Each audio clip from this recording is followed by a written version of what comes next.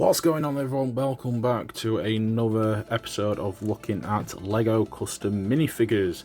So we are now starting on the DC villains / anti-heroes because we've only got one in this review right now.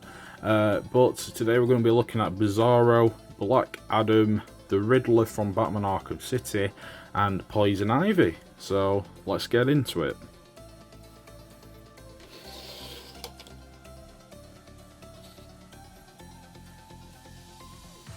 Alright, and going into our first minifigure today is Bizarro. Now, there is an official Bizarro minifigure that you can get, but it was a Comic-Con exclusive. So, getting this custom one is pretty special. All I know about Bizarro is that he's like the alternate Superman. He's like a different version of him, more of a villain type, which is kind of cool. Never get to see Bizarro quite a lot in either shows or the comics.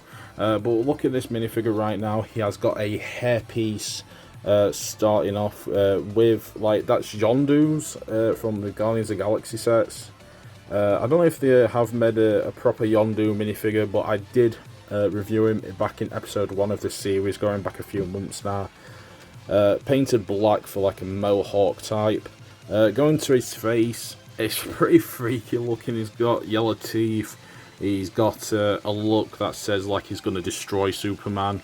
But he is wearing Superman's suit as well. As you can tell, the S is covered by this little sort of sign that says Bizarro #1, which I believe he thinks he is #1 in beating Superman. So yeah, he is rocking the Superman colours with the red, yellow and blue. And the boots as well, it's kind of like similar to what the Spider-Man has. Blue pants with red boots. The cape itself is a bit scrunched up. I can't flatten it anymore, so unfortunately it's staying like that, and I kind of wish that it wasn't like that for display purposes. Lifting the cape up, there's not much detail on the back either, so I'm guessing that this is the official... Oh, I apologise for my dog there. I forgot what I was going to say right now. He is barking, so just give me a second. So I've had to just go check on my dog because he was barking at something, but it was nothing. But anyway, going back to what I was saying about this minifigure, there's not a lot of detailing on the back of it for back printing. What I like about it is it's just completely different to what we get in the minifigure, because Bizarro, I think, is unique as a character. Deserves a lot more love, so let's get some love comments for Bizarro in the chat. Alright, and going into our second minifigure, it is Black Adam, the anti-hero himself. Now, I think this is based off the Black Adam film, which was portrayed by Dwayne The Rock Johnson. I cannot speak, I've got a speech impediment, so I mispronounce words very easily. So, if you look at the last episode, we looked at Shazam, and this is kind of the villain to Shazam itself. I really love the look of this minifigure, so we're going to go ahead and take a look at this, which is just one piece. I absolutely love this. It's his hood with his cape, and he's got detailing on the back of it, like this gold little trim going around the sides. Again, it's just one piece, it's a plastic piece, and I wish LEGO does this a lot more than just a hood and a fabric cape. This would work a lot more with LEGO characters that needs a cape and stuff. And so, looking at this minifigure, it is based off the movie. It is definitely Dwayne The Rock Johnson's portrayal of it. Looking at the suit right now, it has got a lot of detailing, as in patterns on the suit. His main feature being the yellow lightning bolt in the middle of his chest, which I think glows up when he's about to use his powers. It comes with these accessories here, like lightning bolts that shoot out of his hands, which I really like. Somewhat different to what we get in normal LEGO sets, so this kind of looks like the lightning bolts are shooting out of his hands. He has got printing on both the arms, the legs, and the sides of his torso, which I love to see with a minifigure. Does not come with alternate face, but we've got more detail on the back with the patterns. And going across right here, we have got more detail like that. And the light is going out. I'm going to have to replace it. This has been a fun episode to do so far. It's going to be a lot of editing. But this one is pretty cool to own. I really love the accessories that it comes with. He is an anti-hero as well, so he will do some good, will do some bad.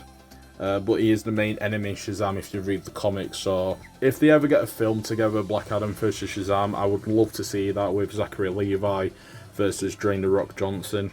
But this has got to be my favourite minifigure so far in this episode.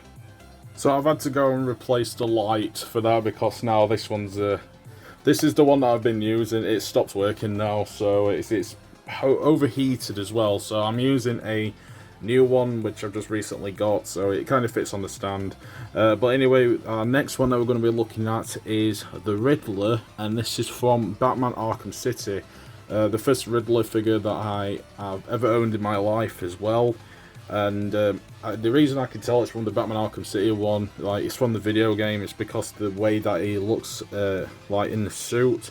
He always sported a bowler hat with the question mark on it.